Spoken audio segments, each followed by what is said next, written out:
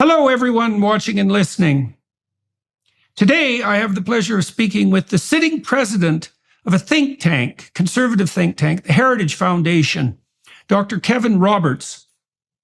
We discuss the operations and practical utility of think tanks, the state of progressivism in the academic environment, how multiple generations of students have now been rendered incapable of facing adversity while claiming to fight it, and why intellectual combat is not something to shut down, but to champion against all odds.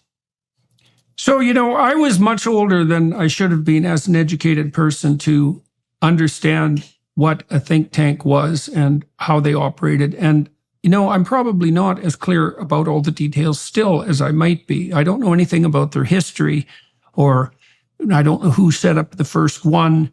I don't really know exactly who draws upon them and why, and what effect they have on public policy at the local and state and national level. And so maybe we could start by just having you give everyone watching and listening a good description of what a think tank is, and to put them in context before we start talking about your think tank and specifically. Great question. At its base, any think tank, whether it's on the political left or the political right or in the center, starts with research. It may focus on a certain set of public policy issues. The purpose of that research is a little bit different, maybe even a lot different in some cases, than the research that you might do as a professor, or that I was doing as a history professor. And that is, the purpose of the research at a think tank is to affect the outcome of public policy. Some think tanks will only focus on the research. Other think tanks, as we'll no doubt discuss, will use that research and then hire people to go advocate, that is to say that they're lobbyists, to directly influence the outcome of public policy, whether that's at the federal level in the United States, obviously with Congress and the executive branch, at the state level, or even at the local level. So they are, to sum up, quasi-academic institutions. In fact, many people will leave academia, strictly defined, the university, to do work at a think tank, although there are many people who are professors full-time at universities who do project or contract-based work for think tanks. I understand, as a concluding point to this definition of think tanks broadly, that the United States has the most robust, vibrant system of think tanks across the political spectrum of any place in the world. So about how many high-end think tanks are operating in the U.S., and are they predominantly a conservative enterprise or a liberal or a progressive enterprise? Is it distributed across the political spectrum? It's fairly distributed across the political spectrum, although in the last generation or so, say the last 25 or 30 years, the proportion of high-end think tanks, of which there are maybe a dozen, maybe 15 in the country, the proportion of them who are on the political right has increased. And I think that's a result of the conservative movement maturing, if you will. Many, if not most, of these think tanks are based in Washington, D.C., although a couple of them are based elsewhere in New York. There are some think tanks on the right, including one that I used to lead that's based in Texas. There's a growing number of state-based groups that are affecting not just their own state policy, but also federal policy. So, it also may be that there's been a need for conservative think tanks to emerge because, as is well known, on statistical grounds, rather than merely being a consequence of a conspiracy theory, there are virtually no conservatives in universities at the faculty level, and certainly vanishingly few in the social sciences and the humanities, which is where most of the research that pertains to policy would otherwise be conducted. And so you could imagine that the establishment of private enterprises that are devoted towards research on the conservative side might do something to redress that imbalance. And I understand that Heritage Foundation, of course, certainly plays that role. Do you think that's also a contributing factor to the emergence of the conservative think tanks in the U.S.? It's huge. And in fact, not that my story of how I became president of the Heritage Foundation is the most important or the most instructive, but that example that you just mentioned of professors who are politically conservative in the social sciences and the humanities being in small number is something I lived out. In fact, when I was in graduate school at the University of Texas, not known for its political conservatism, out of a few hundred graduate students in history, I was the only conservative I was aware of. Of those of us who were teaching assistants, 60, 70 of us, I absolutely was the only one. And so it was no surprise to me when I had my tenure track job at a Southwestern public university that I was the only conservative. In fact, as would no doubt surprise you, in the entire College of Liberal Arts and Sciences, there was only one other right-of-center professor I was aware of out of a couple hundred faculty. And so the relationship between that fact, that reality, and the emergence of a growing number of conservative think tanks is very direct, because many of us have said, forget the mistreatment, which is not an overstatement, of conservatives in the social sciences and humanities and public policy. We're just going to go directly or work directly for these public policy organizations, especially those that want to work on higher education policy or education policy writ large. Mm-hmm. So I'm going to ask you a bit of a meandering question. It's partly a description of how I became aware of political corruption in the social sciences enterprise. So I trained as a clinical psychologist and a clinical researcher, and that's actually a very different discipline than social psychology. And so social psychology is at the intersection, let's say, of sociology and psychology. It focuses on the effect of group affiliation, let's say, on psychological processes. And it's a radically leftist subdiscipline. And I would say it's quite corrupt. And one of the ways I discovered that corruption was by beginning to investigate the technical structure of the belief system that makes up progressivism or left-wing thinking, especially left-wing authoritarianism. And as I delved into that, I learned, much to my shock, I would say, that there was an insistence among social psychologists and then everyone that was influenced by them that there was no such thing as left-wing authoritarianism, that authoritarianism in and of itself was only a conservative phenomena and a right-wing phenomenon, and I really couldn't understand that at all, because the evidence that there's left-wing authoritarianism, to call it compelling is to say almost nothing. I mean, you could make a very strong case, although it's a vicious battle, that left-wing authoritarianism has been responsible for more misery and death in the 20th century than right-wing authoritarianism. It's a rough contest, but when you have someone like Mao on your side on the left, it's difficult to defeat him on the brutality scale.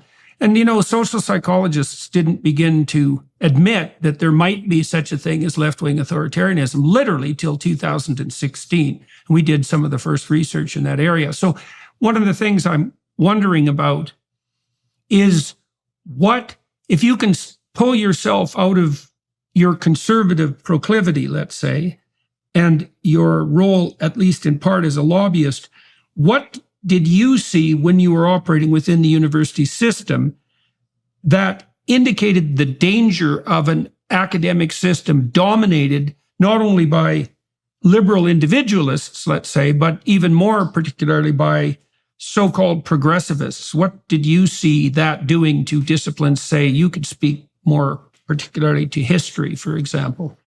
Sure. Well, I'll start with an anecdote from the time when I was a young tenure track but still untenured professor, which and you understand the vulnerability I had, especially given how outspoken I was in this episode. But then I will also speak to something that has happened in my field, which is early American history, but in particular African American history. And for people who are listening to us, I'm decidedly a middle-aged, bald white guy, which means that I could no longer, according to the powers that be in academia, be a specialist or an expert in African American history.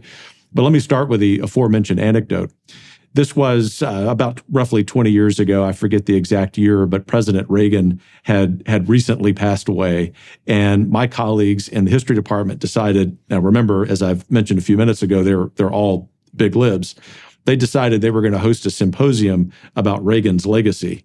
And they were going to spend some money to market this around our campus. And, prudence probably suggested that I just keep my mouth shut. But I just thought, while I don't think anyone's perfect, Reagan was a great but not a perfect president, there simply was not going to be a fair, objective assessment of his legacy as president of the United States. And so I talked to my other conservative friend, the other conservative in the College of Liberal Arts, who was an economist. And I said, well, let's go join this panel of 4 historians and let's offer a balanced opinion. Those 4 other faculty members had no reason to do anything other than proceed with their conversation. But because of the scheduled appearance of the 2 of us as conservatives, they canceled it. And they canceled it because, as you know well from your own experience, they can't stand the disagreement. And frankly, although they wouldn't admit it, I think they were fearful of the facts that we would bring to the table. And so that, if that anecdote's helpful, it's helpful in this way. That is just emblematic of everything that's wrong with university. But in my field, what has happened is that someone, say today in their early 20s, who wants to go to graduate school in history and wants to study American Indian history, African American history, the history of a particular culture, if they themselves are not members of that particular culture, they're not even going to be allowed to study it. And so I was beginning to see the evidence of that when I was still in academia, and I saw that in terms of research grants. I saw it in terms of class assignments that was given by my history department. And Jordan, this was mild. I mean, it was the kind of thing that was just a mere annoyance, but it's now become systematic, such that if my own children came to me and said, Dad, we want to go study such and such field in history or political science or anthropology, barring just a handful of schools in North America, I would have to discourage them from doing that. Right. Okay, so I want to delve into that a little bit too. So I've spent a lot of time thinking about thinking, about its nature, and about its relationship to free speech, and its relationship to conflict and disagreement. So let me lay out some propositions, and you tell me what you think about them. Okay, so the first proposition has to do with why you should think at all. Now, people will avoid thinking because it is difficult, right? It's technically complex and demanding. And so there's reason right there not to engage in it.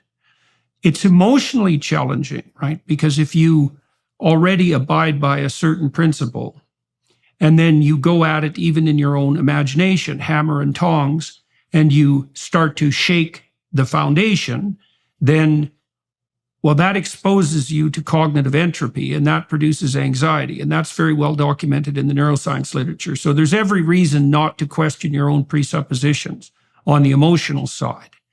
So it's difficult and it's emotionally demanding. And then on the social side, if you're thinking with someone, which basically means that you're exchanging verbal ideas, then there's the possibility of eliciting disagreement and the emotional unpleasantness and possible conflict that goes along with that, right? As well as the fact that if you expose yourself to someone who thinks differently than you, they can challenge your presuppositions and make you anxious and leave you bereft of hope. So those are all the reasons you shouldn't think. And then you might say, well, given all those reasons to not think, why should you think? And the answer to that, the best answer to that I've ever seen, is implicit in the ideas of Alfred North Whitehead. Whitehead said, and I think this is true from a biological and evolutionary perspective, that we learned to think so that we could allow our inappropriate thoughts or impractical thoughts to die instead of us. So you could think of a thought not so much as a description of the world, but as a fragmented virtual avatar. You send it out in an exploratory foray to see if it can withstand any trials. And if it can't, then you dispense with it. Now, and there's some cost to that, the emotional cost and so forth, but the advantage is you don't act out the stupid ideas and die. And so I'm laying this out for the listeners and watchers so that they can understand why, because they might be thinking, well, do you really have to engage in contentious disagreement at the academic level if you're a thinker? Why can't everyone just get along? And the answer is, well, some ideas are stupid and impractical, and it's better to kill those suckers before they make themselves manifest in the world. And in order to do that, you have to be disagreeable and offensive. Now, no more than necessary. I've really seen a difference there, for example, between the North Americans and the Brits. Because the Brits, at their best, their education system teaches them to engage in like blood sport, cognitive combat, and to do that in a very civilized manner, right? So that they keep the argument within the domain of rationality and abstraction. It doesn't spill over into interpersonal conflict. And part of what universities were supposed to do was train people to do that, right? To think critically, to think in a manner that risks disrupting themselves and their interpersonal relationships without that spilling over into actual conflict, right? And to replace conflict with thought. Now, we seem to be dispensing with that. And interestingly enough, so there's a bunch of things I want you to comment on. My experience in academia and in the broader political world has been, I have never talked to someone who is conservative once and tried to set them up with a potential combatant and had them refuse to participate or refuse to associate with that person. And that has happened to me while trying to set up conversations dozens of times with people on the left. I saw that starting at about 2010 at the University of Toronto. It just sort of crept into the discourse.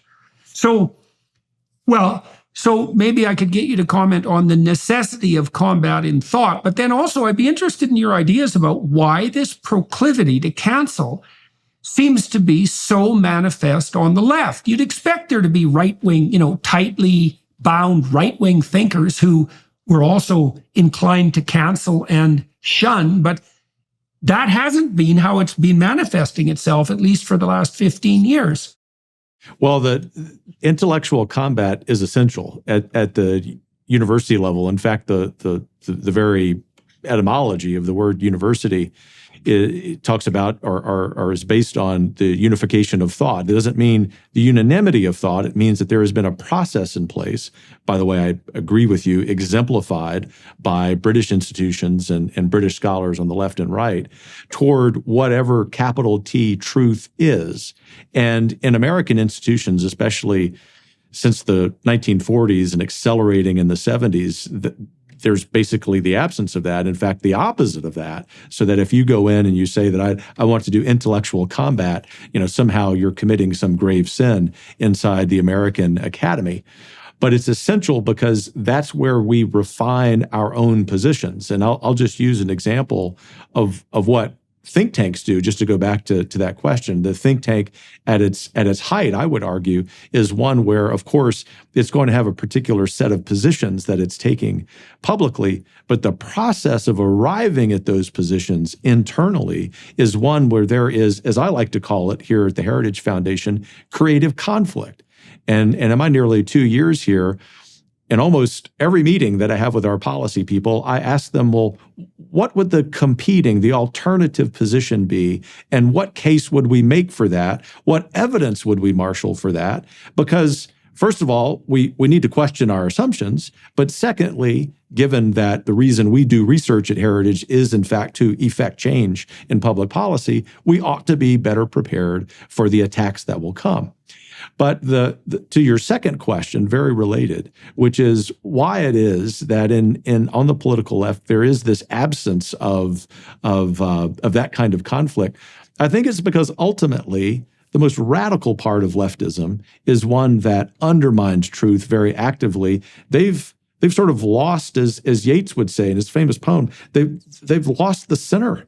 There's nothing cohering their mode of thought. And if you look at what's going on in the political right, something that you've been talking about and researching more in recent years, there's a very healthy, sometimes kind of fractious debate that's going on about particular policies, about the relationship between the individual and the state.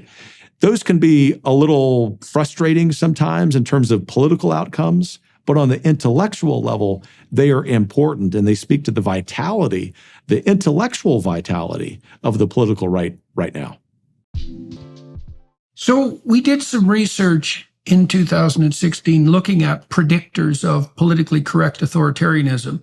First of all, we did a factor analytic study that showed that there was clearly a set of ideas that were associated with one another that you could identify as political correct authoritarianism. So it wasn't just some right-wing delusion that that coherent system of ideas existed.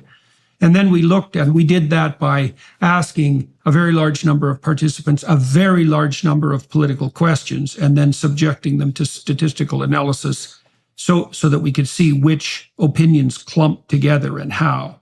And so there was a liberal contingent of ideas and a conservative contingent and an authoritarian left-wing contingent. And so then we looked at what predicted that. And the best predictor was low verbal intelligence. And I think the reason for that was that the radical leftists basically offer a unidimensional solution to a very complex problem, which is that all human motivation can be reduced to power, which is technically incorrect and preposterous, and also an extremely harmful, what would you call it, a harmful insistence. But it's very easy to understand, and it does provide for universal explanatory power. But we also found that the personality trait agreeableness was also a predictor. And agreeableness is associated with compassion. And the thing is, if you engage in the blood sport of critical thinking, you do risk hurting other people's feelings, right? At least in the moment. Now, there might be long-term advantage to that for both players, as there often is when you settle a fractious issue, say between wife and husband or between family members. There's some combat that's required to set things straight, but then you get an interlude of peace afterward. It might also be that the radical leftists are also temperamentally predisposed to avoid conflict because, as they do say themselves, they prioritize compassion above all. In fact, they make it a universal virtue, let's say, and they don't understand the necessity of having to, at least however irregularly, tolerate periods of emotional discomfort to set things straight. So, I've been trying to puzzle out. Liberals say they don't like borders because they're high in openness, they're creative, and they're low in orderliness. So they don't necessarily find satisfaction in keeping things in their proper place. So that's part of the reason they have a hard time drawing borders and distinctions, So it's why the moderate leftists, I think, have a hard time contending with the radicals.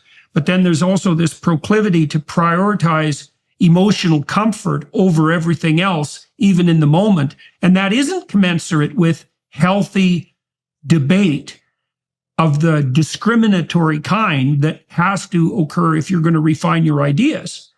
And then that does expose people in the way that you already said. If you formulate policy and you don't hack the hell out of it in intramural debate within your own institution, and you launch those ideas out there in the world, they're going to get torn into shreds.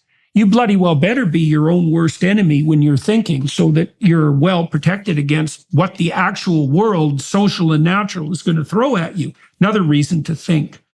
Well, it is. And two things come to mind, at least initially. The first is, I think, as I listened to the last part of what you said in reference to public policy, I think one of the frustrations that Americans, presumably Canadians and Brits and many people around the world have with politics is the absence of what they perceive to be a real debate, right? And this is true on the political right. There's a frustration among grassroots activists who are conservatives in the United States about the absence of a real debate, whether it be about specific policy issues or even about the sort of social, economic, cultural diagnosis of the malaise that has beset the Western world. People, especially younger voters who have a certain bias increasingly toward center-right politics are looking for those men or women who are candidates for elective office who are at least asking the right questions, even if they may themselves decide that they disagree with that person's answer. They just want the questions asked. And as we then focus on public policy, I don't know how public policy organizations can be prepared for the media that their scholars do, the testimonies, say, for example, that our scholars at Heritage do, without having just a vibrant internal process of disagreement. And I think the key thing to home in on is that disagreement doesn't have to be disagreeable. It may, and if it does, it may get into the zone of hurting people's feelings. But as I've mentioned to more than one student in my teaching career, I don't mean this to be offensive, but I care a lot less about your feelings than I do about your pursuit of truth, the intellectual rigor that goes into not just the particular field that we might be teaching, in your case, the behavioral sciences, in my case, history, but even more importantly, your relationship as a human person, as a citizen of the polity in which you live, to everyone else, to the state itself. And ultimately, to sum up here, I think one of the problems with radical leftism is that this radical emphasis on the individual creates a radical emphasis on the individual's feelings. Okay, so let's delve into that a little bit too, because the thing is that radical emphasis on the individual is predicated on a very strange acceptance of what constitutes the individual. Because what you see with the hedonistic radicals is their insistence that their immediate emotional or motivational whim defines their individuality, right? I want what I want right now, and no one has any right to stand in my way. Now, the problem with that is that it's a pretty low order conception of what it means to be an individual. It's also extremely immature, and I can speak about that technically. So the more immature you are, the more you are ruled by motivations that want to attain gratification right now, regardless of medium to long-term cost.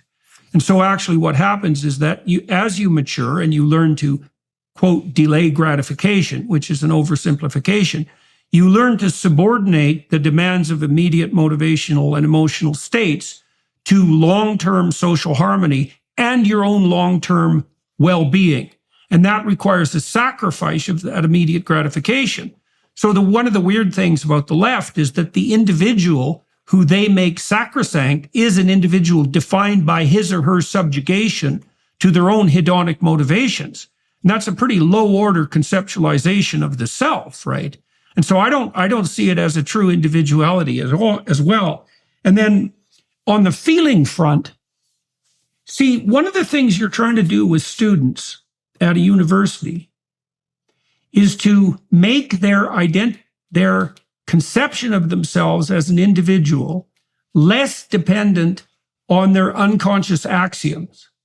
So, I saw this very frequently. I'll take an example that might not be obvious given the tenor of our conversation. I took a very biological approach to psychology in my lectures, and it wasn't that uncommon for me to have a very fundamentalist Christian student who had been raised in a household that insisted that the theory of evolution was incorrect and that the world was, relatively new, 6,000 years or 4,000 years old. And my insistence on an evolutionary approach, especially combined with the fact that I also gave credence to, let's say, the Judeo-Christian tradition, was very hard on them. And it was partly because their faith and their vision of themselves and their vision of the future was predicated on the assumption that you couldn't have that faith or that vision without accepting a non-evolutionary account of creation. And that was where their feelings came into it, right? Because by upsetting that presupposition, that risked exposing those students, they risked exposing themselves to anxiety and hopelessness.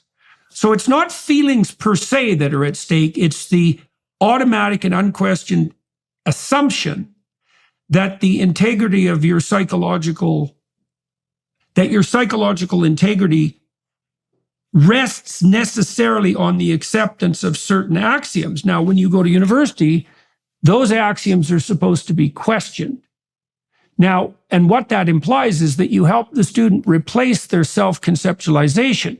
They stop seeing themselves as the static adherent of a set of dogmatic beliefs, and they start to see themselves as someone whose stability is partly predicated on their ability to dynamically transform and to learn and to engage. So they become more of a dancer than a rock, let's say. And a good university can guide them through that process so they don't identify with those dogmatic ideas to the same degree. They can detach themselves from the ideas, and that also can help them allow the necessary death of their stupid ideas to occur without undue psychological suffering.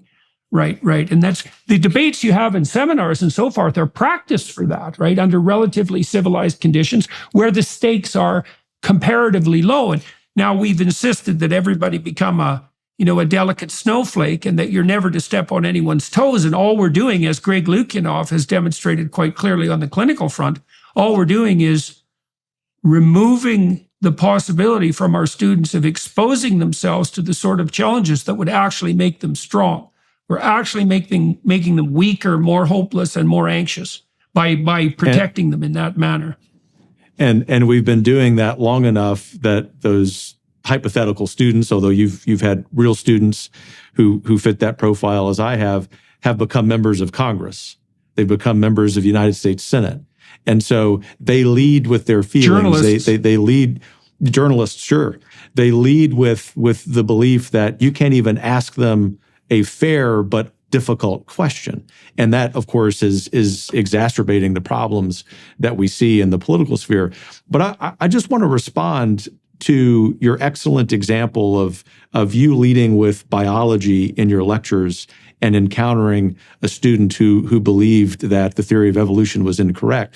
As you may remember, I've founded and then led another college of faith, founded a K through 12 school, and there, because it was a classical, great book school, and we had our particular faith dogmas as a Roman Catholic school, we made sure that our students were in classes that were questioning those assumptions, even about our faith, before they went into apologetics. So even for someone who is a very devout member of a particular denominational faith, it doesn't mean that we should be hostile to the hard questions about what we believe. In fact, speaking as someone of faith who believes in the mysteries of my faith, we ought to really encourage that. And so that's a way of saying that even for those of us who are politically conservative, perhaps religiously conservative as well, that we ought not develop the same hostility to this creative conflict, these questions about the assumptions of our belief that the left, of course, personifies every day.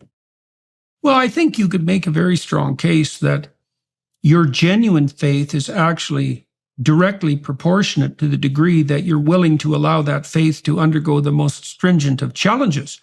I mean, if you have to hide away and never be, called to account for what you presume, there's no faith there. There's just a blind abandonment of reason and the necessity of hiding from reality in order to keep those axioms intact, right? I think this is partly why, for example, there's a powerful biblical injunction in the New Testament to do what you can to even love your enemies, which is a hell of a thing to ask, But if you understand that one of the advantages to adversarial enmity is the refining of your own beliefs, then you can also understand how it might be possible, if you could manage it, to welcome the most dreadful of challenges in the hope that, see, I thought about this in terms of, you remember in the Genesis story, when Adam and Eve are barred from paradise, God places cherubim at the entry to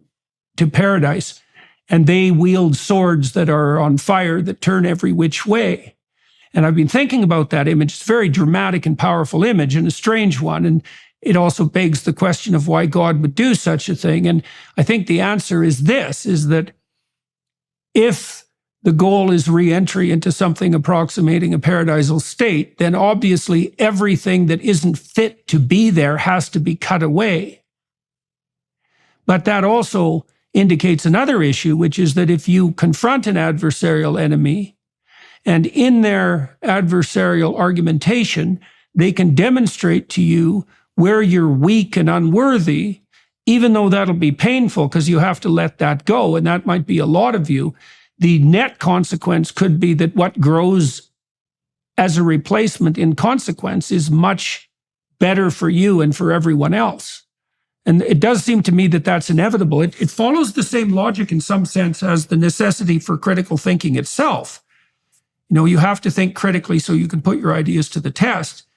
And this is also why free speech is so necessary. In the same manner, you're not good enough thinker to think up all the objections to your idiocy by yourself. You have to allow other people to call you out.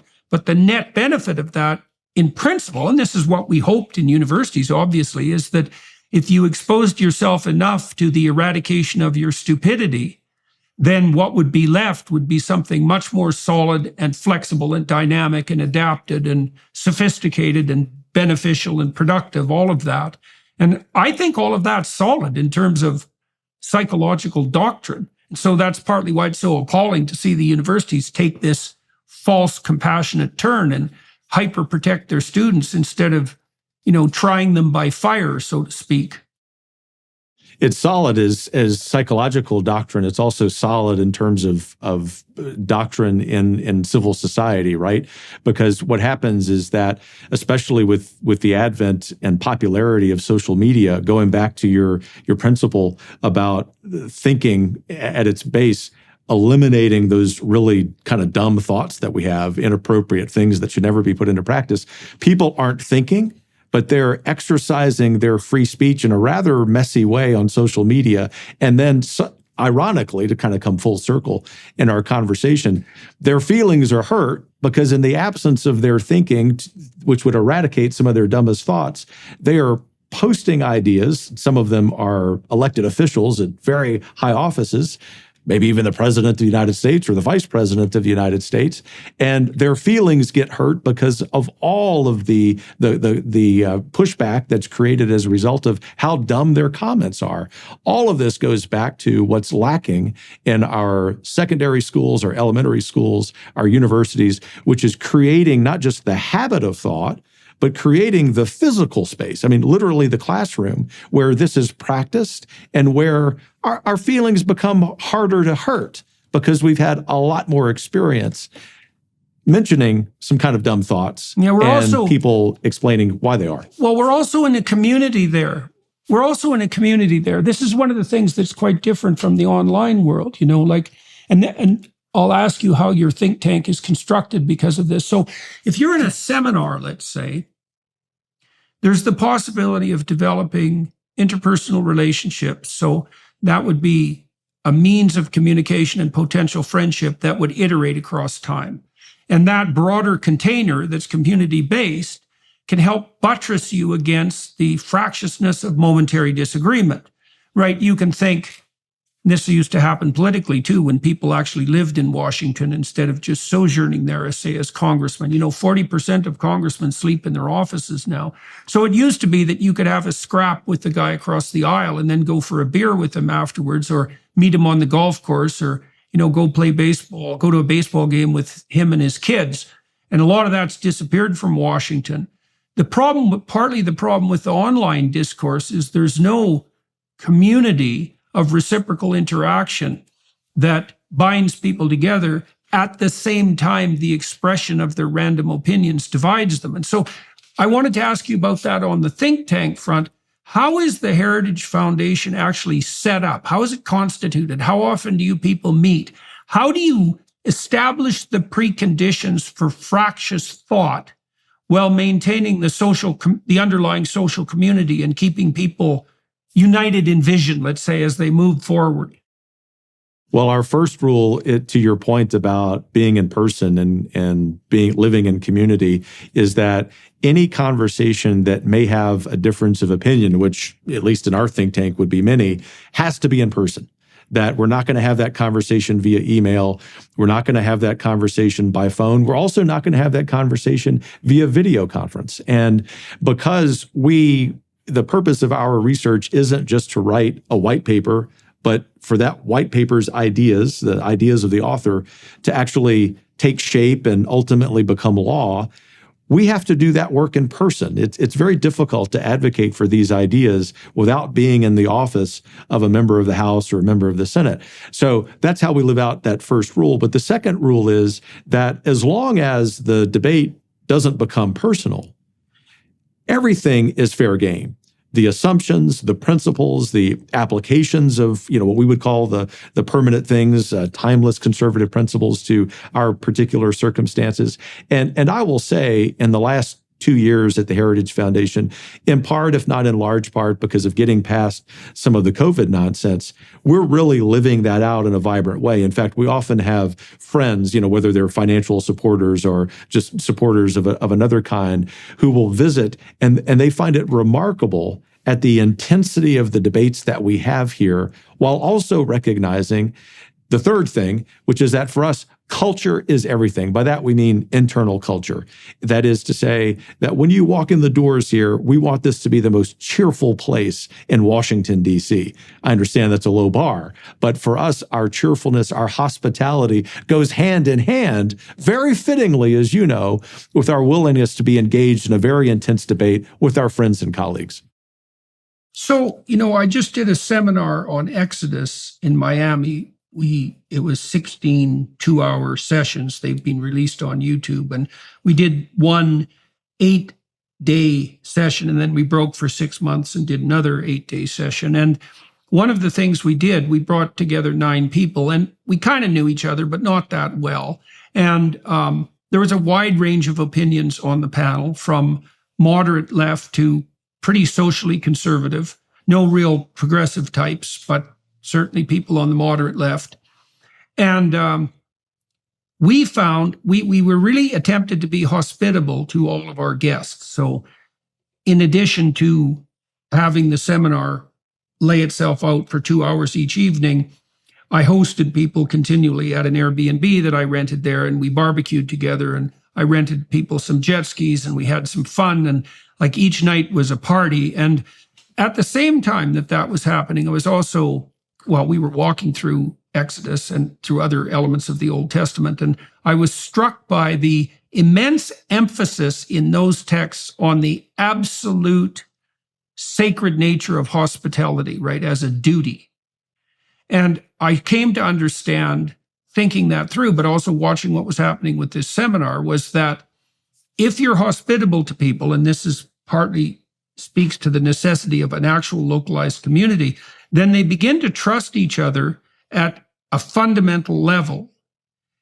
There's a core of consensus and trust there, mutual regard for mutual well-being, that then enables experimentation to take place at the cognitive fringes in an atmosphere of trust, right, and humor.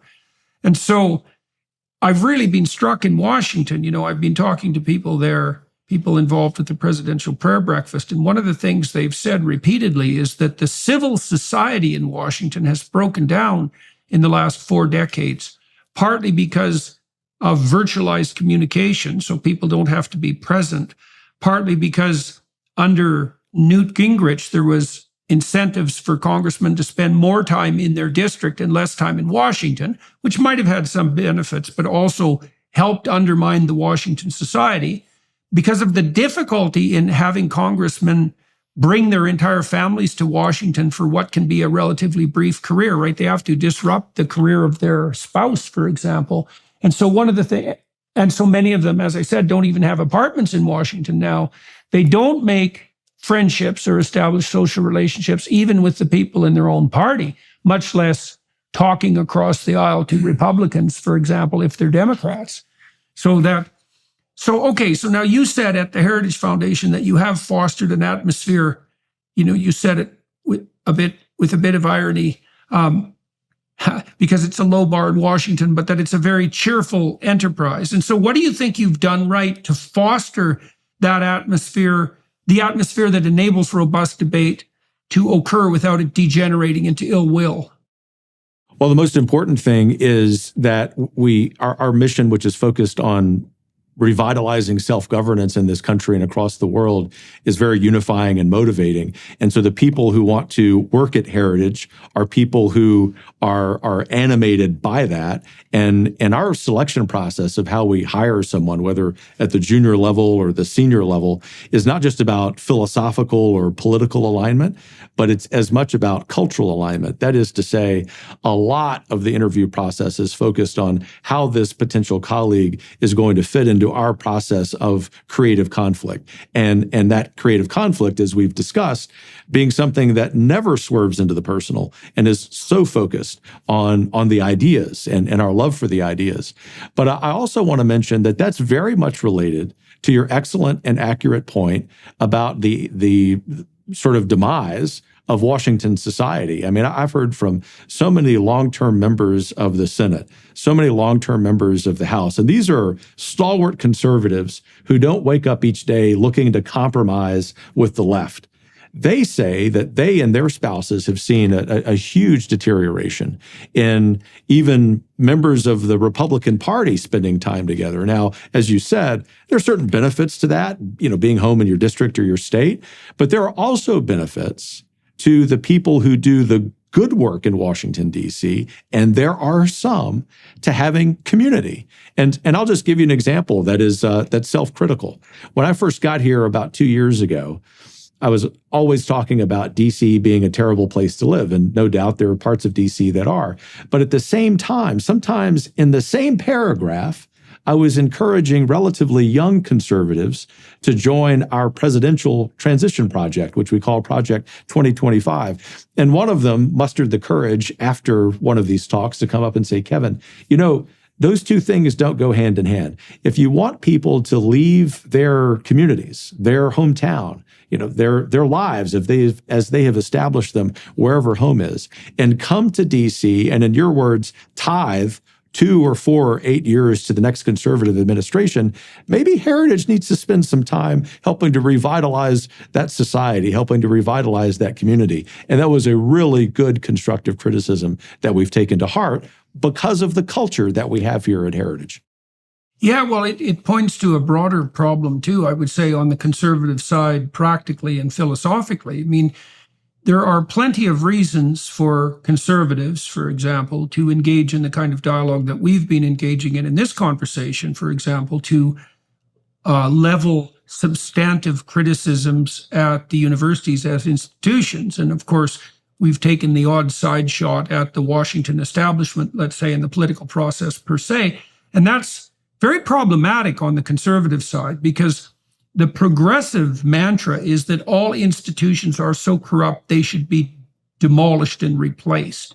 And to the degree that conservatives engage in incautious social critique, it seems to me that we play, to the degree that I'm a conservative, into the hands of those very progressives, right? And it begs another question, too, is that, it's a matter of drawing lines, always a matter of drawing lines where and how to include and exclude. Now, you want to produce a culture that's hospitable and unified, but that's also capable of fractious debate. And you said that precludes, for example, hiring people who are of the progressive left. How in the world do you think you manage to determine when it is that someone has ideas that are sufficiently different and novel so that they can add to the utility of the fractious debate, but not so disruptive and novel that they violate the tenets of the community? And that would allow, if you answer that, that would also allow you to expound on the central ideals of the Heritage Foundation. You said revitalizing self-governance is part of the Heritage mission. And I assume that the people you hire have to accept the validity of the central message, at least, right? There's got to be some core axiom that unites everyone. But how do you differentiate? Well, how do you solve that conundrum? And what do you think? What is the central axis around which the entire Heritage Foundation rotates, let's say? What are you guys aiming at and why? Yeah, great question, especially as it relates to hiring people, which we've been doing a lot of over the last last couple of years because of growth. The focus of heritage in terms of policy is that we need a much more limited federal government, and not just because limited government is an end unto itself, but because it is a symptom of flourishing by individuals who are living in community, who are also, of course, enjoying greater self-governance. But in terms of specific policy that we're looking for, there's the typical list that people would expect, that if you're going to have a more limited government, you're going to have a fairer taxation system that's probably lower. States are probably going to have more authority to make decisions that are closer to the people they're governing. There's a certain belief on the foreign policy side that America should be strong, although in the heritage view, that strength needs to be more restrained and less expensive and less adventuresome than the neocons of the last generation were arguing for. And we also believe, to speak about, not surprisingly to you, the policy I care most deeply about in education, that every dollar that Americans spend on government-funded schools should follow every child to the school of his or her parents' choice. That's just a brief smattering of the specific policy issues, but they all, if you think about it, speak to the preeminence of the individual in his or her community, working at the local level and eventually the state level, having great authority over the federal government. And so ultimately, to be succinct about this, the Heritage Foundation exists to devolve power from Washington back to the states and ultimately back to the people themselves. Now, if you pause and think about that, there's room for a lot of differences of opinion, at the very least, differences in priority, right? And so to your question about people coming in, job applicants coming in, there's going to be some difference of opinion, but what we're looking for is the absence of a disagreement on some of the core principles. And now I'll speak to them. Probably the best summary of these, in addition to heritage products, would be the historian Russell Kirk's great essay on the 10 principles of conservatism, which emphasize things like continuity, prudence and change, community.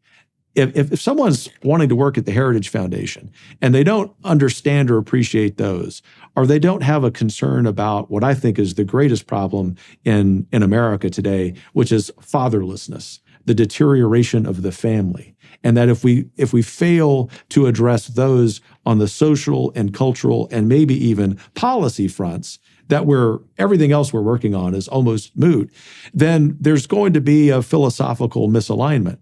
But there's also still, even within that set of positions that we have, opportunity for great differences. We have some economists here who are going to say that as it relates to the so-called family policy, public policy arena, that the only thing that we need to do is to make sure that we're ending the disincentives to marriage and family formation in American tax law.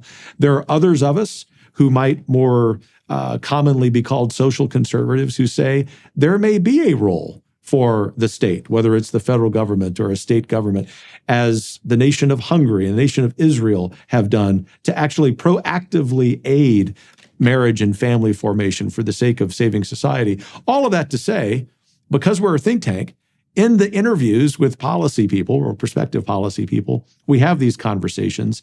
And it has become, in the last several years in conservative public policy, pretty easy to ferret out when someone's not completely on the reservation, if you will. And perhaps the most common conundrum that we have, just to give a precise example, would be on the nature of the free market.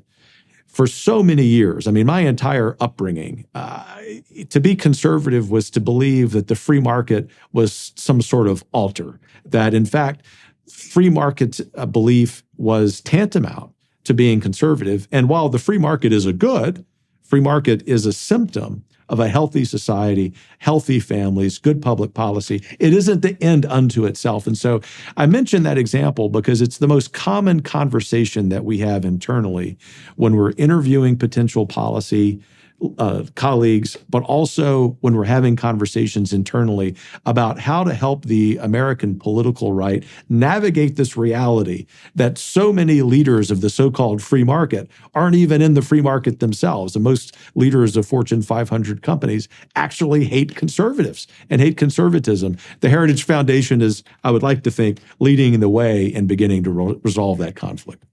Okay, well, I have a bunch of questions about that. So the first comment in question, I suppose, is one on the strategic front. So I think the conservative movement has weakened its argument for the decentralization of power by aligning that argument too closely with libertarian, neocon, and free market principles, because it often devolves into a proclamation that a government that's too large is too dangerous, which I do believe, but that's not the crucial issue as far as I'm concerned, that if the government was smaller, the tax burden would be less. If the tax burden would be less, that would be better because people should be economically free, and they should be economically free because, well, because the society functions better when the free market is as untrammeled as possible. And so it's kind of in some ways, it's an Ayn Rand philosophy of, rugged individualism conjoined with libertarian admiration for the free market. Now, there are some problems with that. One you pointed to, and we'll get back to that later, I think, when we discuss neoconservatism. One is that the free market itself is probably not the only basis for an equitable and just and moral polity. It's not the thing that's at the bottom. And I think that's where the libertarian types have it wrong. And I think there are good reasons for that. But more importantly, there is a better reason to discuss the necessity of devolving power down the hierarchy to lower levels. The first thing I would say is it's not power. When we shouldn't use that language, because that's the language the leftists use. It's meaning and responsibility. And those things are aligned. And so what happens, and I've really found this idea striking a chord with audiences that I've talked around the world, is that if you deprive people of local responsibility, you deprive them of all the meaning in their life. Because the meaning in their life is actually a consequence of taking responsibility for themselves, taking responsibility for their marriage, for their family, for their local community, for their business enterprises, for their town, for their state, for their country, in that order, right? And then maybe to God. And responsibility obtains at every one of those levels. That's the subsidiarity idea, of course. But the purpose for that is that if you devolve that responsibility down the hierarchy, you reinstill the meaning in people's lives, the meaning that sustains them through catastrophe. And so, because you got to ask, well, why should the typical young person listen to a conservative who says, well, you should take more local responsibility? Because it sounds like a lot of work, a lot of duty, and something that's not particularly hedonically gratifying. But if the answer is, well, if you forego that responsibility, you have nothing to sustain you when you suffer, and you forego the possibility of formulating the extremely tight and reciprocal social interactions that buttress you through life, and you deprive your life of intrinsic meaning, then that seems like a very bad idea for you. And I've found it's very striking everywhere I've gone to talk. If I make that connection between responsibility and meaning, the audiences fall completely silent. It always happens because we haven't had a good discussion about the relationship between meaning and responsibility in the West for like 60 years, right? Since the mid 60s. It's been a long time. It's been a very long time. People assume that there's no meaning outside of a kind of a narrow hedonism, or that there's no meaning at all. And that's a very dismal set of propositions. And it is a weak place in the progressive enterprise, because sustaining meaning is found in responsibility and really in self-sacrifice, or at least the sacrifice of the narrow self. Now, this insistence that your enterprise has on this subsidiary vision, is that grounded, at least in part, in Catholic social doctrine? Because that principle of subsidiarity, it is. Okay. Can you elaborate on that a bit? Sure. And the Heritage Foundation's non-sectarian. but we're animated by the Judeo-Christian intellectual tradition. And as we discussed earlier in reference to education, I'm Roman Catholic, but the effect of subsidiarity on Heritage's mission, of course, long predates me. We've been around 50 years, and it's just because it's a vital part of our Western intellectual tradition, as you explained so well. And I think it's an excellent way, given the conversations on the political right now, to talk about the issues we're discussing here about meaning and responsibility. It's related very much to something that has become more common parlance in conservative circles, which is to say that the reason we want a more limited government isn't because of some doctrinaire belief that the free market is always better than government. That's not the case. It's because there is an inherent dignity that comes from work, or put more broadly, there's a dignity that comes from responsibility, and therefore we have greater meaning. It's no surprise to me that you've gotten that wonderful response in all of those talks when you emphasize those points, because people not only know that that's true, just intuitively, right? Naturally. The second thing, to come back to my constructive criticism of free marketism, conservatives, myself included years ago, have done a very poor job of taking advantage of that great vulnerability of the political left that you identified, which is this very issue, because our response to that for 20 or 25 years was, well, the free market will take care of it. Pull yourself up from your bootstraps. Read Ayn Rand. It's all going to be okay. Just work a little bit harder. Well, in reality, that isn't true in the first place, but this is really key. It's especially not been true since the mid-1960s with the ill-named war on poverty, because what that has done is actually eradicate for 2 generations of Americans the meaning and responsibility that every human person should have. Therefore, in order for, just to kind of swerve into the sidewalk level, as I like to say, if conservatives are going to succeed in safety net reform and so-called welfare reform, we first have to get better at talking about the limitations of the free market and the necessity of conservative principles, conservative political dogma, to be associated with our long tradition of living in community, which actually has a longer history in conservatism than even free market principles. That also points to a place where social conservatism and the more free market end of conservatism, the libertarian end, could be unified, right? So, okay, so let's concentrate on responsibility for a moment. So I'm going to speak about that psychologically. So someone young might be thinking, well, why should I bear up under the load of additional responsibility? And I would say, well, responsibility is going to be a challenge. It means you have to determine that you are going to lift something that you haven't yet lifted. And then you might say, well, why should I do that? And the answer is something like, so you get stronger and better. And so if you decide to take responsibility for yourself, then you put yourself through the paces that will discipline you enough so that all your idiocy and bad habits, all the ones that interfere with your ability to take care of yourself, disappear. Now, often students do that to some degree when they go off to university because they have to learn how to live independently, right? Which is a big part of what university does. And that burns off the remaining childhood idiocy that they've carried with them, right? That dependence on their parents and maybe the over-dependence on their initial peer group. So they have to mature. And the utility of taking on responsibility is that you confront yourself with necessity in a manner that forces beneficial change. And you might say, well, why does it have to be forced? And the answer is, well, we don't know how much situational privation and necessity has to be there to motivate people to develop. Now, you could take on just exactly the right amount of responsibility, so it would feel like the challenge was optimized, right? But that optimized challenge is also what puts you in the zone of proximal development and forces you to expand your horizons. And so you adopt responsibility, you can care for yourself, then you can care for other people better. But that also does genuinely make you a better person in that your domain of competent action expands in precise proportion to the amount of responsibility that you've been willing to undertake voluntarily, right? And it's not surprising that that's associated with meaning. So the conservatives can sell, the leftists can sell rights, which is what they've been doing forever, and the hedonic self-gratification that goes along with that. But the right can sell the deep and abiding meaning that comes with the hoisting of voluntary responsibility. And that's not a free market argument.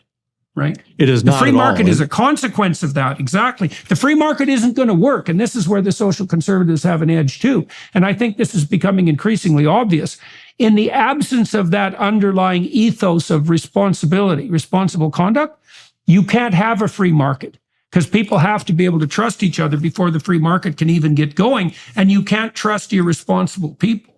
That's the precise rub. And I will tell you that any leader in a public policy organization has certain things that he or she does every day. Every single day, either directly or indirectly, I'm dealing with that tension on the political right. Because part of what Heritage tries to do beyond the research and advocacy that we do is also play at this plane where you and I are having this conversation on the intellectual level.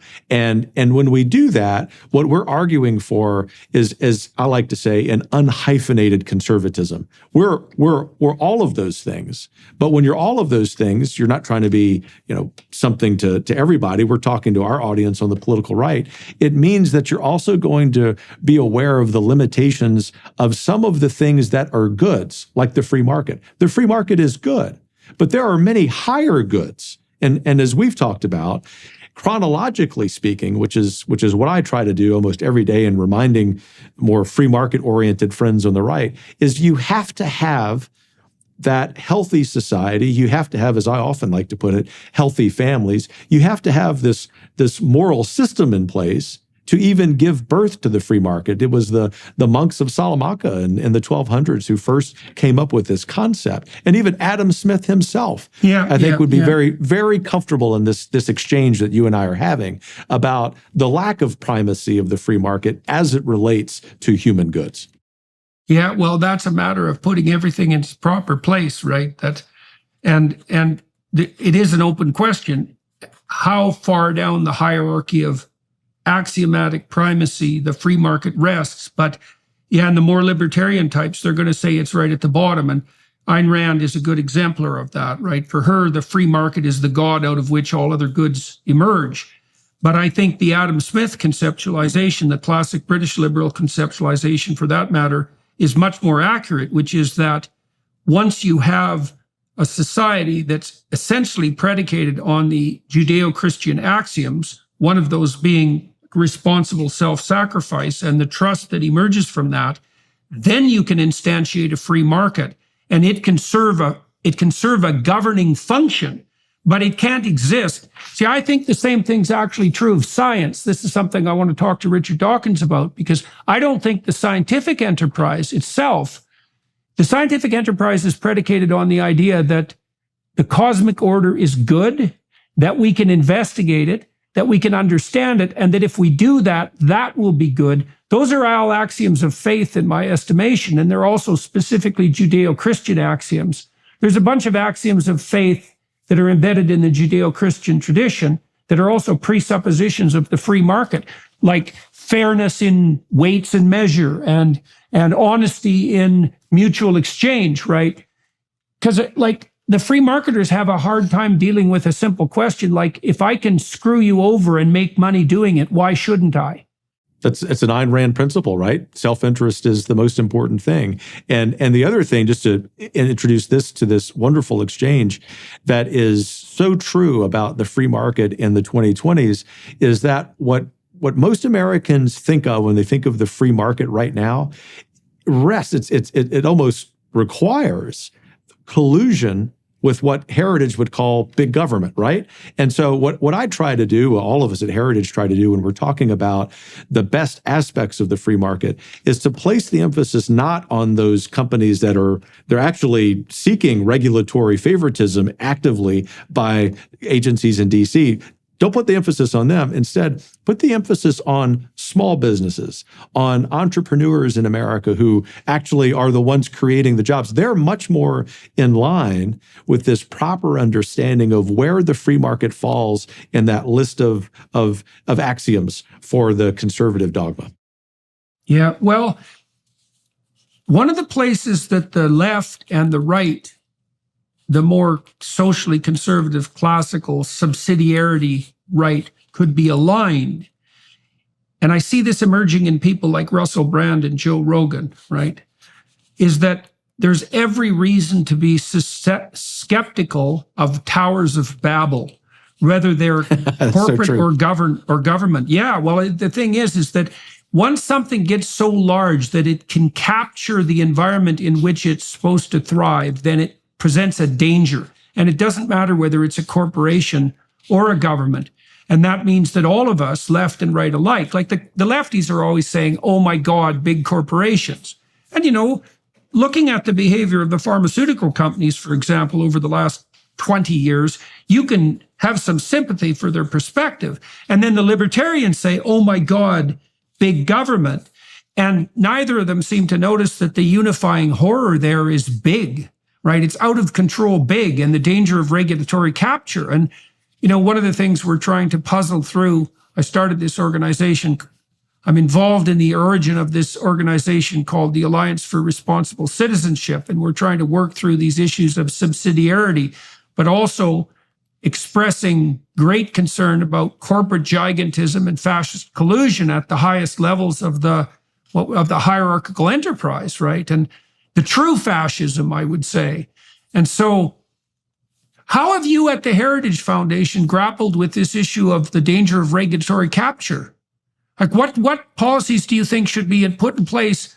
I mean, like on the YouTube front, for example, I mean, it's one corporation now that controls the primary communication network for 7 billion people. And in the main, they've done a pretty damn good job. But YouTube's got a bit heavy-handed on the censorship front, as has Facebook, you know, colluding with the Biden administration, as has come out in recent weeks. How do you guys grapple with the problem of emergent gigantism, say, within a free market framework? How do you conceptualize the solutions to that problem? Well, three things come to mind. The first is, and I don't mean this to be just sort of academic think tank speak, it's really important on the political right for us to be doing this as a first step because of this 30, 40-year long held position that the free market equates to conservatism, and that is to remind people that regulatory capture is a result of so-called, quote unquote, free market leaders going to government and asking for favorable treatment. The second thing, which is more substantial in terms of what we do on a day-to-day basis, is through our Project 2025. Roughly speaking, it's a presidential transition project where we're coming up with the policies, including deregulatory policies for the next conservative administration. But it's also one, and this is vital, that as important as the policy is, we're recruiting 20,000 people to go into the next conservative administration. And if that happens, then you're going to see across the board, from the Department of Energy to the Department of Education, which we've written the plan to completely destroy. We need that eliminated by the end of this decade, to completely starting from scratch with the FBI. What this public policy organization, the Heritage Foundation, does isn't just talk about those things, and we don't just come up with the plans. We're actually recruiting the men and women who will put that in place, hopefully as soon as 2025. But the third sort of kill shot, if you will, that one bullet that will be really helpful to ending regulatory capture is Schedule F reform. It's the civil service reform that will give the next president of the United States power to fire the bureaucrats who are part of the problem.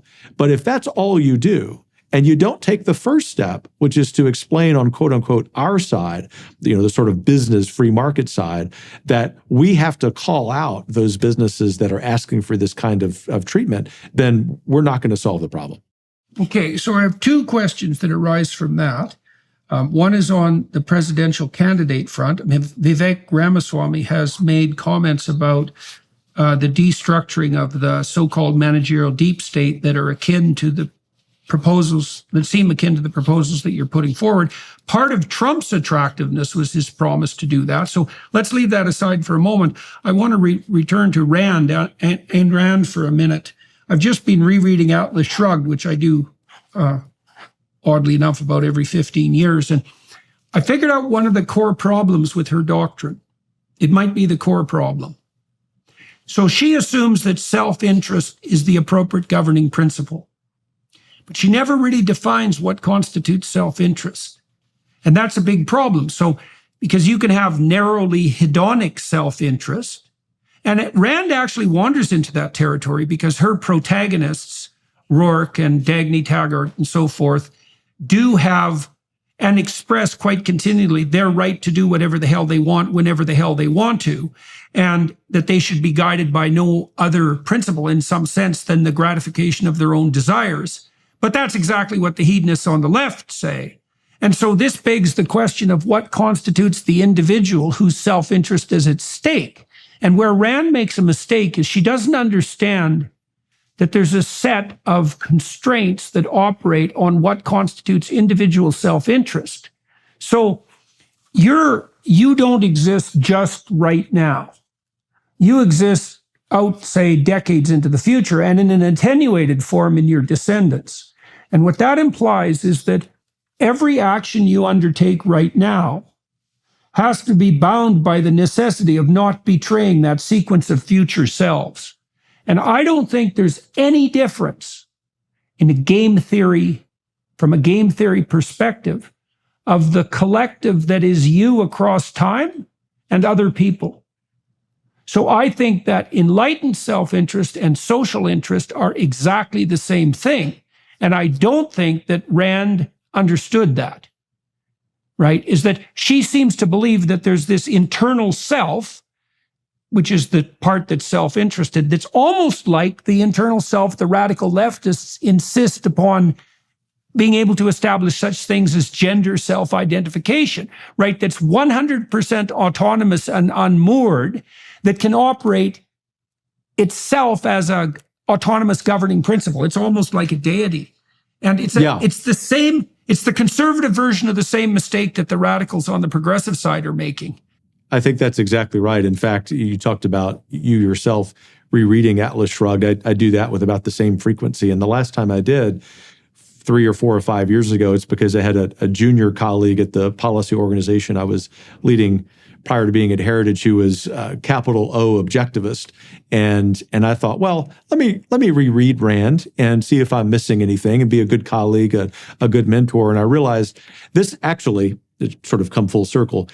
Rereading Atlas Shrugged 4 or 5 years ago, ironically, is what made me realize my own deficiencies in thought about the free market and a couple of other shibboleths of the right, which is to say that so many very thoughtful men and women who are devotees of Rand make the mistake that she's making, and they haven't thought through the consequences of that as it relates, for example, to regulatory capture.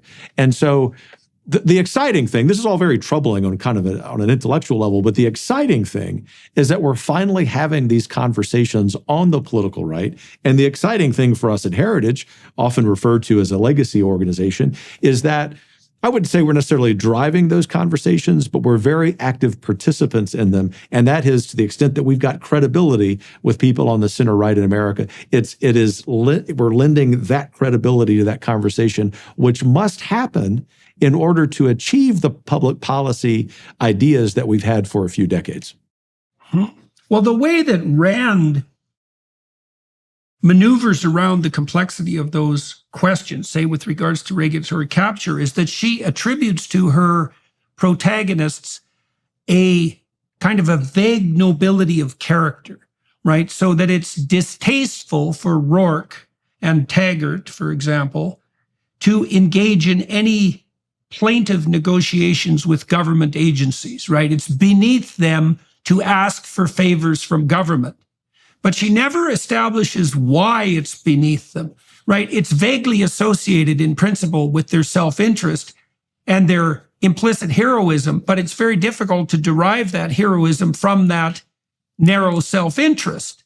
And I think the reason it's difficult to do that is because it doesn't derive from that narrow self-interest. It derives from the necessity of a higher order self-interest that has the community as an intrinsic part of itself. And she's very weak on that front, right? Because her characters, Taggart's a good example, and so is Rourke. Rourke's in a very unhappy marriage, and Dagny Taggart is single. Those people aren't bound by, like, they're all noble individual heroes who stand alone. They're not well situated in happy marriages. They're not, as couples, well situated in functional families. Like, she's almost Rousseauian in that regard. She seems to regard any form of higher order social involvement as an impediment to the noble strivings of the disaggregated individual. And so it's very strange to see that dovetail with the more radical ideas of the progressive left. And it's definitely a flaw in her thinking, right? Both from the perspective of characterization, but also from the perspective of ethics.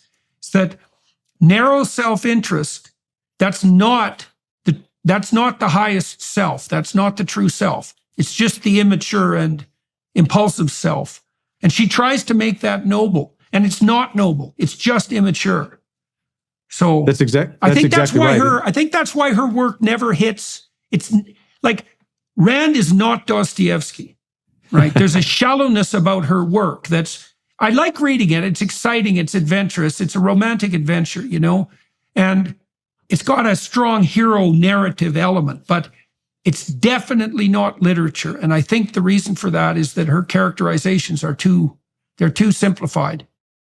You won't be expecting this reference, I'm sure, but I grew up reading Louis L'Amour books, written in the 20th century, but they were 20th century versions of the Western dime novels of the late 1800s. I read them as a boy.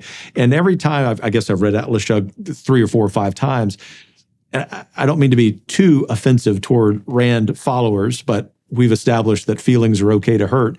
Her characters are just as flat as the great heroes in Louis L'Amour novels who showed up in these Western towns, and they were rugged individuals, right? And as a 10 or 11-year-old boy, those were good things to read, in the same way that there's a certain value to reading Rand's work, but it's not literature. Yeah. It's certainly not Dostoevsky. And in the great book schools that I've led, Rand had no part of the curriculum. And I'll just make this final point, if I may, on this thread. The way this plays out in conservative politics, and by that I mean not elected officials, but to some extent the donor class, but these are thoughtful men and women, most of whom have made their own wealth themselves, is that they think that those characters from Atlas Shrugged are the model. But in reality, I mean, almost without exception, as I think about these men and women, in their own lives, they are living out that higher order thinking or set of values far better than Rand's own characters. In other words, they themselves, these devotees of Rand, personify the limitations of the book. It can be hard to explain that to them because they're so committed to this mode of thought. But the point is, the more of those devotees of Rand who come to grips with those limitations, the quicker the American political right will be able to resolve this conundrum we have about the community and about the free market. Yeah, well, I think that your characterization of Rand's books as sophisticated cowboy stories is exactly dead on. Because, first of all, she was attracted to that rugged American individualism, not least because she was an escapee from communist hell. And so she had a reason to hero worship that pattern of rugged individualism. And it is associated in a genuine sense with the great American dream, which is a real phenomenon and something to be reckoned with. But the fact that her characters, and some of her characters, they're almost literal cowboys. I mean, in Atlas Shrugged, I can't remember the gentleman's name, but Wyatt, that's his name. He's even got a cowboy name, Wyatt. He runs a sequence of oil rigs and oil explorations in the frontier state of California, right? And he's definitely a cowboy in every sense of the word, and so are the rest of her male characters. And so you can also understand that admiration for rugged individualism has a place if the rugged individuals are already nested inside like a stable couple and a stable family and a stable community and so forth, if all those preconditions are met, then you should go out on your individual adventure. But if none of them are met, if you're that sort of cowboy, you're almost indistinguishable from a psychopath. And so, yeah, so that's a big problem. It's the same problem on the free market side, right? The free market doesn't work unless it's embedded in an underlying ethos. And that rugged individualism doesn't work unless, for exactly the same reasons, unless the underlying preconditions of stabilization are already in place. And it's very much related to the excellent point you made about meaning and responsibility, right? Because part of that responsibility, part of freedom, properly understood, not in a Randian way, is the moral duty that's conferred. That for those of us who emphasize the natural law over what the left likes to talk about rights, that moral duty is to the community, it's to the other as much as it is to ourselves. And those two things, more often than not, can actually not be in tension. They can be resolved and exist harmoniously. And it's in that gap, just to be kind of simplistic here, where properly ordered government, a properly limited government, exists. As I like to tell people, the Heritage Foundation is a conservative, not a libertarian public policy organization. We see a very proper role for government, and we look forward to getting it back into that box. Mm-hmm. Well, I would say mature identity is the balance between the interests of the individual and the interests of the extended individual and the collective. That harmony as well is what people mean when they say sanity. Like, sanity isn't something you carry around within you. Sanity is the harmonious balance between your interests and the interests of you in the long term and other people. It's actually the manifestation of that balance. And I'm going to say something in favor of Rand too, because there are elements of her thought that are subtle. So if you say that the individual has an obligation to the community, then that obligation can be twisted and bent by people who will use moral guilt as a cudgel. And she does a nice job of outlining that. So she tells a story, for example, of a factory that decided to run on the principle of to each according to his need and from each according to his ability. And she shows how that was foisted upon the workers, right? So she shows how that immediately degenerates into a competition of victimization and slavery to that self-described victimization. But she fails to make a distinction between me being burdened by force with the needs of other people and me taking on the responsibility as a voluntary choice to address the needs of other people. And so that would be the difference between being a slave, let's say, and having a family. I mean, you're both working in both situations, you're working for someone else, the good of your children, let's say. But in the case of a well-constituted family, you're doing that voluntarily. And that makes all the difference. It makes all the physiological difference too, because a burden undertaken voluntarily is much less stressful physiologically than the same burden foisted upon you involuntarily. The data on that are very clear. So she does a nice job of insisting that whatever responsibility is undertaken has to be undertaken voluntarily. But that's also the same as that call to responsibility that we were discussing earlier.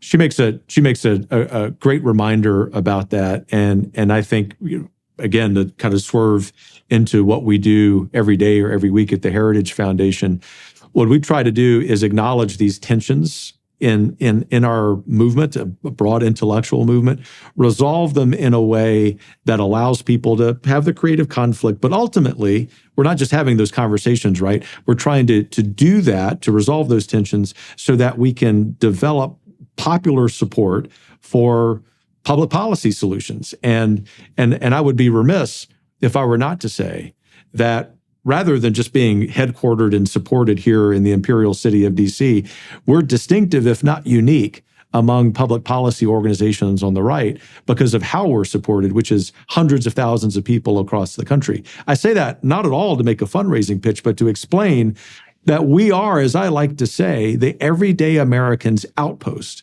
And so it's highly, highly improbable that the Heritage Foundation would be captured by these excesses of the nation's capital. I mentioned that in reference to what you said about Rand, because I think she herself would appreciate that greatly about how we work, even though we obviously have some points of contention with some of her key points. Yeah, well, that was actually another thing I was going to hassle you about. Maybe I'll do that to close. I mean, there are clearly dangers, and I'll talk to you about this more, I think, on the Daily Wire side of this conversation. There are clearly dangers posed to educational institutions and other institutions as a consequence of taking federal money, government money. And I think that proclivity for universities to accept federal money has now finally corrupted the scientific enterprise itself. And because it's gone downhill in quite a catastrophic manner in the last 10 years. I know that you've had qualms, to say the least, about accepting government money, but then the same accusation can be levied, let's say, against conservative think tanks who derive their funding from gigantic corporations. How do you avoid becoming an instrument of the same regulatory capture that you protest against? Now, you just said quite clearly, but I think it's worth reiterating, tell me your funding model and how Heritage has protected itself against capture, let's say, by the giants of the corporate world. Well, in two ways. The first is, from the very beginning, Heritage was funded primarily by small donors. We have a membership model, and the average donation given to Heritage each year is, I think, $82, as it was in 2022. We do have some individuals who make larger contributions than that, obviously, but we receive very little. I mean, a minuscule amount of corporate money. That's always been the case, but it's especially true over the last few years as Heritage has sharpened its criticism of regulatory capture. So that inoculates us, the membership model that we have, but also the explicit position we have not to receive corporate money from most businesses. We receive a little bit of that, but it's tiny. And of course, this is coming from me, because when I was at Wyoming Catholic College, we, like Hillsdale and a few other schools, decided that the Department of Education could keep its money. We didn't want to be captured by their ideas. So in other words, Heritage has always had this philosophy, but I've underscored it because of my hostility to that entire system. Okay, so two closing questions. The first is, how has Heritage managed to fund itself successfully, given its unwillingness to rely either on government or corporate money? I mean, that's a lot of sources of money. Go on. How have you appealed to ordinary people, let's say, and why has that worked? And along with that, maybe you could explain to everyone what they would have to do in order to learn more about how the Heritage Foundation operates and to participate in that, if they, or at least to learn more if they chose to do so. Thanks for asking those questions. On the first one, we have been one of the few organizations on the right that has perfected a particular model of, most importantly, the work that we do in DC. It's not for our sake. It's not for the sake of the researchers, the policy leads, but we really see ourselves as the advocacy organization for the everyday American. And when we're able to report successes in that realm, which we've been able to do a lot, and convey that to individual Americans through direct mail and all the means that organizations use to raise money, it's been extremely successful for us over many, many years. The second way is, or the answer to your second question is, you can go to our website, heritage.org. There you will see, most importantly, the research we do. Also, we're very good, or we've become better, at giving individual Americans talking points, sort of messaging that's linked to that research, because we don't just want them to read the research, we want them to be part of the solution, right? We're not just here ourselves to do the work and then ask them to support financially what we're doing. A vital part of our business model, and it speaks to the success that we've had, is having individual Americans participate in what we do, such that 10 years ago we created our own kind of campaign arm, Heritage Action for America, which gives our enterprise the ability to do more direct lobbying, more involvement in particular campaigns. Most importantly, it also is the kind of currency that elected officials understand, which is the ability to, as is the parlance in our work, key vote a particular vote on a particular piece of legislation, yay or nay, and hold those elected officials accountable. They don't like it. But between the research that we have, the hundreds of thousands of supporters we have, and the power of that scorecard that we keep, we've become very influential in D.C. As I like to say, we're sort of the people's advocate behind enemy lines. Okay. Well, I'll close with a question on that front then. There are a number of candidates for president on the Republican side. I have no doubt that your organization is watching that completely surreal race intensely. Are there particular candidates, or how are you working with candidates so that your plan to restructure the corporate deep state or the government deep state dovetails with their campaign offers? Is that happening formally? Does it happen informally? Where do you see an alignment of interests or a conflict of interest for that matter? Great question. It happens both formally and informally. Formally, because of our tax designation from the IRS, we can't endorse in a political race, and so we don't. But that doesn't mean that we don't have any influence over it. And the influence that we try to have over it, I think we are, is in ideas and policy. And so I mentioned a couple of times earlier this Project 2025, the policies and personnel for the next administration. We have shared those policies with all of the major conservative aspirants, and for that matter, a couple of candidates left of center, including RFK, because we are ultimately nonpartisan in our tax designation. The informal part of that is we provide policy briefings to any candidate who accepts our invitation for that. We've made that invitation across the political spectrum this year. I personally have done the briefing for a handful of the, I guess, more likely nominees for the Republican nomination. There are a few candidates who are probably misaligned with Heritage, but those who are highest ranking in the polls are those we're closest to. I will say this. The most important thing for the Heritage Foundation and our members as it relates to 2024 is not just that the most conservative candidate who can win the general election becomes our standard bearer. It's that he or she, even before they take the oath of office on January 20th, 25, is ready to govern in the most aggressive, ambitious, audacious way to destroy the deep state and devolve power back to the individual Americans.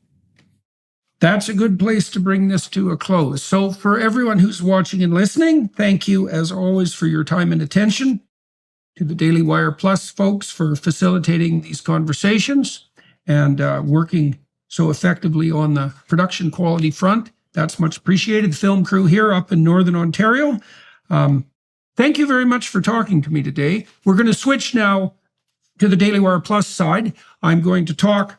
Our discussion now will turn to more autobiographical matters, as they usually do on that side of the platform. And so those of you who are watching and listening who are interested might give some consideration to casting some attention the Daily Wire Plus way. And other than that, thank you very much for agreeing to talk to me today. And thank you to all of you who've been watching and listening.